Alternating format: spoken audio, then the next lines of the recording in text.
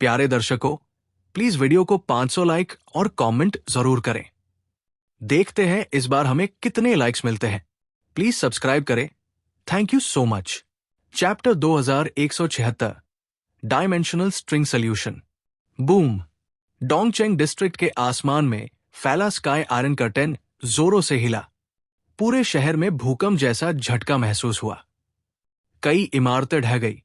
दूर तक खड़े मकान भी टूटने लगे।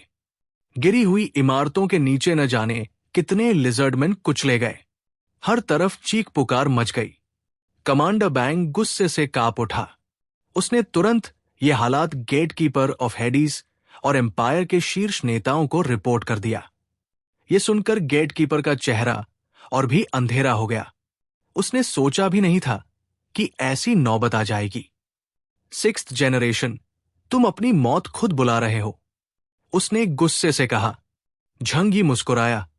शायद नहीं, मौत तो तुम्हें बुला रही है। तुम ही नहीं जानते कि जीना है या मरना। झेंग लो ने हाथ उठाया। उसकी हथेली में काली ऊर्जा का गोला उमड़ पड़ा और सीधा झंग यी की ओर दागा। लेकिन झंग यी को सेनलियो वैंगसेंग ने कसकर ढक लिया। तोड़ पाना आसान नहीं था। फिर भी अगले ही पल झेंग लो ने बाएं हाथ से हल्की सी हरकत की, जो झंग यी की फ्यूचर प्रेडिक्शन एबिलिटी से छुप न सकी। उसने देखा कि बाइंडिंग चेन्स की जेल से अचानक असंख्य काली जंजीरें निकलकर सीधे उसी की तरफ लपक रही है। ये जंजीरें उसके डायमेंशनल गेट को भी नजरअंदाज कर रही थी और सीधे उसकी असली देह को बांधने आई। सोल लिंक, एक ऐसा अटैक जो समय और जगह को तोड़कर सीधे आत्मा को निशाना बनाता है। झंग यी ने भी अपनी उंगली उठाई। दोनों उंगलियां तलवार की तरह जोड़कर उसने हवा को चीर दिया और चारों तरफ से उसकी ओर बढ़ती सारी काली जंजीरें हवा में ही टूटकर बिखर गई। झेंग लो की आंखों में हैरानी चमक गई। उसने ऐसा हमला पहले कभी देखा न था। उसे लगा वो जानकारी के मामले में झंग यी और पूरी हुएक्सू किंगडम से बहुत पीछे है। झंग यी ने दूर खड़े झेंग लो की ओर उंगलियां तानी, मानो खाली हवा में कोई अदृश्य तार छेड़ रहा हो। Swish swish swish. अचानक गेटकीपर ऑफ हेडीज के इंडिस्ट्रक्टिबल आर्मोर पर गहरी खरोंचें उभर आई, जैसे किसी अदृश्य तलवार ने उसे चीर दिया हो। कहीं से कोई आघात दिखाई नहीं, बस हवा में जगह जगह स्पेस हल्का सा मरोड़ खा रहा था, मानो मटेरियल वर्ल्ड में कोई अदृश्य दरार पड़ गई हो। झंग यी ने कहा, डिफेंस सच में मजबूत है, तो ये वार झेल पाओगे? उसने दोनों हाथ फैलाए और 10 उंगलियों को झेंग लो की ओर तेजी से हिलाया। स्विश स्विश स्विश स्विश, मानो तेज रफ्तार साइथ वीजल्स हवा को चीरते चले जा रहे हों। स्पेस में इतनी बारीक दरारें बन गई कि आंखों से दिखती भी मुश्किल थी, लेकिन उनमें इतनी शक्ति थी कि किसी भी वस्तु को टुकड़े कर दें। यह हमला डिवाइन रियल्म प्यूरिफिकेशन की तरह एरिया अटैक नहीं था, बल्कि एक द्विआयामी लिनियर अटैक था और सिंगल टारगेट किलिंग के लिए कहीं ज्यादा घातक। क्रैक। झेंग लो का मजबूत आर्मोर आखिर टूट गया। वुलियन एम्पायर की सबसे ऊंची मिलिट्री टेक्नोलॉजी भी चाकू की तरह चीर दी गई।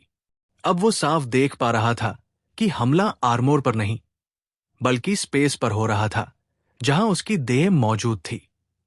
इसलिए उसके साथ आर्मोर भी फट गया। उसके सीने से हरी रक्तधारा बहन निकली। झंग यी ने मुस्कुराकर कहा, मेरे इस नए मूव का नाम है डायमेंशनल स्ट्रिंग सॉल्यूशन, और तुम पहले हो जिसने इसे झेला है। इसे सम्मान समझो।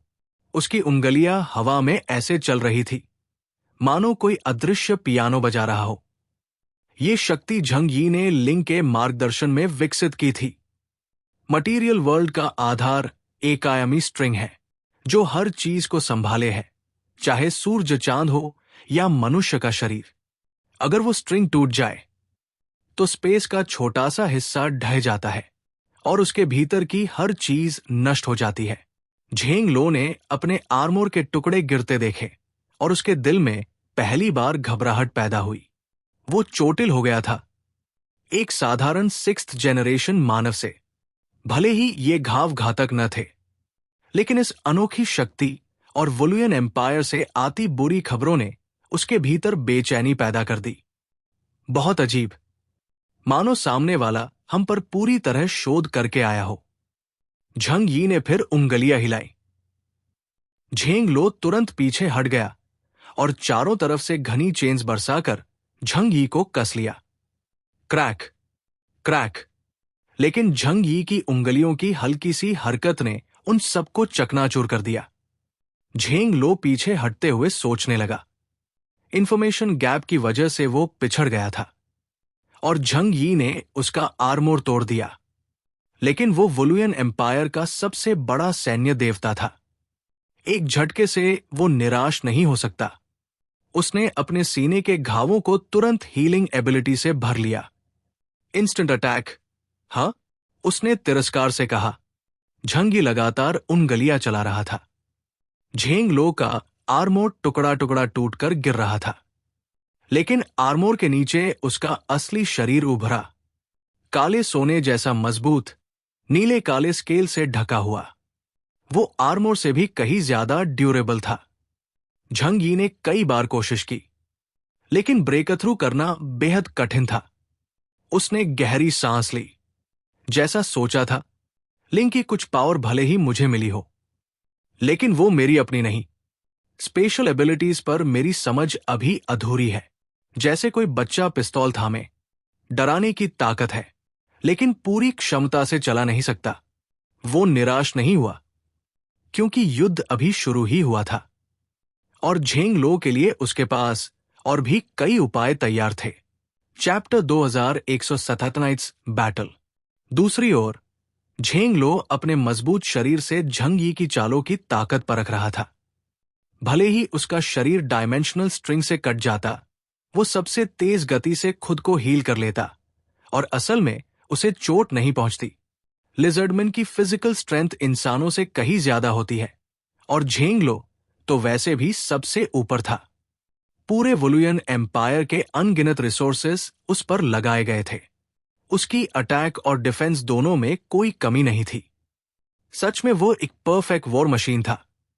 भले ही मुझे ये नहीं पता कि तुमने इतनी ताकत कैसे हासिल की, लेकिन साफ है कि तुम उस पावर को पूरी तरह कंट्रोल नहीं कर पा रहे जो तुम्हारी नहीं है।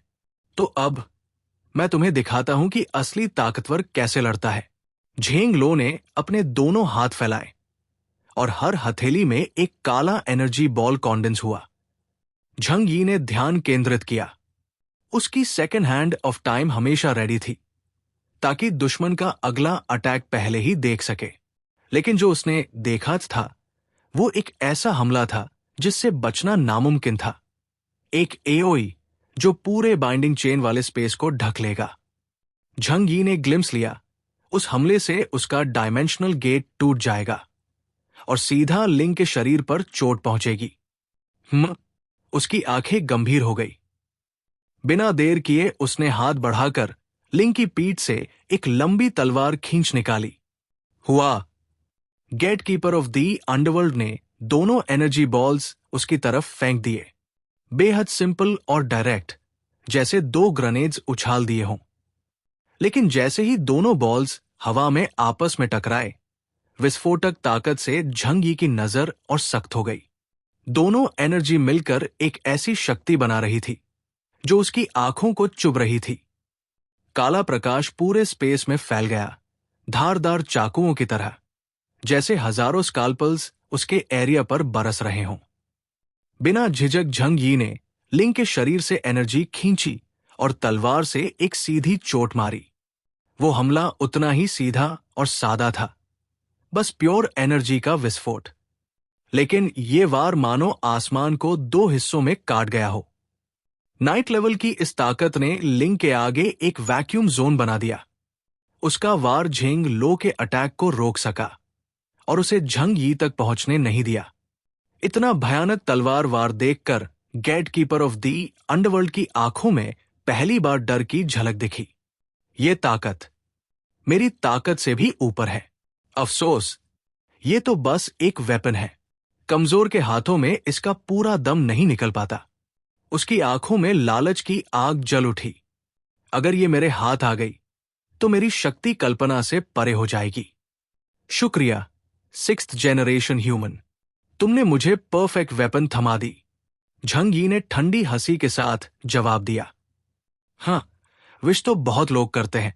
वो लिंग को कंट्रोल कर रहा था, तलवार दोनों हाथों से कसकर पकड़ी हुई और सामने खड़े दुश्मन को घूर रहा था। यकीनन ये लड़ाई उसकी सोच से कहीं कठिन थी। लिंग, वो मूव क्या था अभी? तुम्हारा एबिलिटी इंडेक्स तो साफ साफ उससे कहीं ऊंचा है, फिर भी वो मेरी सेलियो वैंगसेंग तोड़ गया? उसने लिंग से पूछा। ये तकनीक उसकी इंटेलिजेंस में नहीं थी। साफ था कि सिल्वर आर्मोर्ड जनरल्स ने भी कभी झेंग लो की असली ताकत नहीं देखी थी।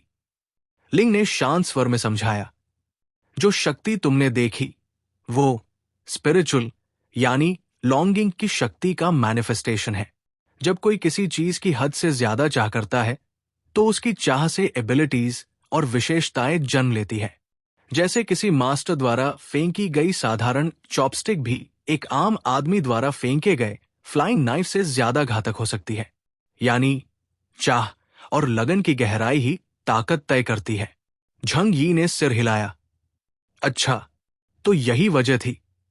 लिंग ने हल्की मुस्कान के साथ कहा। हाँ, यही वजह है कि कैंग युअन क्लैन आखिरकार नाकाम हुई। भावनाएं जितनी गहरी, परिणाम उतने चरम। झंग यी ने तलवार कसकर पकड़ी।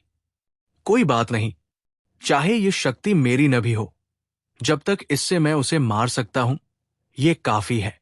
इससे पहले कि वह और कुछ कहता, झेंग लो ने फिर हमला कर दिया। भले ही तुम बहुत तेज हो, लेकिन इस फिक्स्ड रेंज वाले स्पेस में तुम्हारी स्पीड मेरे लिए बेकार है। उसका पूरा शरीर ब्लैक स्मोक जैसे एनर्जी से ढक गया। उसकी आयरन मसल्स और भी बल्ज हो गई। भले ही तुम एक धूर्त चींटी हो, लेकिन मैं तुम्हें याद रखूंगा, केओस, और फिर तुम्हें मार दूंगा। झंग यी ने मन ही मन हंसते हुए सोचा, सॉरी, वो मेरा नाम ही नहीं है। लेकिन उसने ये जुबान से नहीं कहा। बताने की कोई जरूरत नहीं थी। झेंग लो तेजी से बढ़ा। इस विशाल चेन स्पेस में उसकी रफ्तार झंग यी से कम नहीं थी। एग-शेप्ड इस जगह में झंग यी हर बार स्पेस ट्रैवल से बहुत ज्यादा जगह घेरेगा। इसका मतलब था कि अगर झेंग लो बीच में कब्जा कर ले तो झंग यी की स्पीड एडवांटेज बेकार हो जाएगी। ऊपर से उसका हमला प्योर एरिया कवरेज था। क्षु timing, unity of thoughts. Zhang Yi ने उसे आते देखा, लेकिन इस बार डॉज करना नामुमकिन था। उसका हमला सीधे डायमेंशनल गेट को भेज सकता था, लेकिन शुक्र था कि अब उसके पास नया एब्सोल्यूट डिफेंस था। ताकत तेरी सच में बड़ी है, पर माफ करना, मैं जो ह्यूमन फॉर्म चला रहा हूं वो तेरे शरीर से कहीं ऊपर है। लिंग की शक्ति कितनी बड़ी थी, कहना मुश्किल था। यहां तक कि जिन्होंने इप्सिलॉन क्लासिफिकेशन बनाई थी वो भी उसे किसी एक लेवल में डिफाइन नहीं कर सकते। अगर कोई लेवल दिया जाए तो शायद वही होता ओमेगा, असीम सुपरनैचुरल शक्ति का प्रतीक। झंग यी ने तलवार उठाई। सच है, मैं अभी तुझसे नहीं जीत सकता, पर आज मेरे पास पूरा हुएक्सू किंगडम का सहारा है। देखता हूं आखिर तक कौन टिकता है। उसने और कुछ नहीं कहा, बस लिंग के शरीर से तलवार लहराई। नीली तलवार की रोशनी और काला एनर्जी ब्लास्ट टकराए। विस्फोट ने कई चेन्स नष्ट कर डाली, लेकिन उन अनगिनत चेन्स के मुकाबले ये कुछ भी नहीं था। झंग यी तलवार पकड़े था। झेंग लो ने फिर से क्षु टाइमिंग की शक्ति जमा की और हमला करने को तैयार हुआ। तभी अचानक झंग यी ने डायमेंशनल डोर खोला। उसमें से एक विशाल सिल्वर बॉक्स निकाला और फिर अपनी तलवार से उसे हवा में उठा दिया।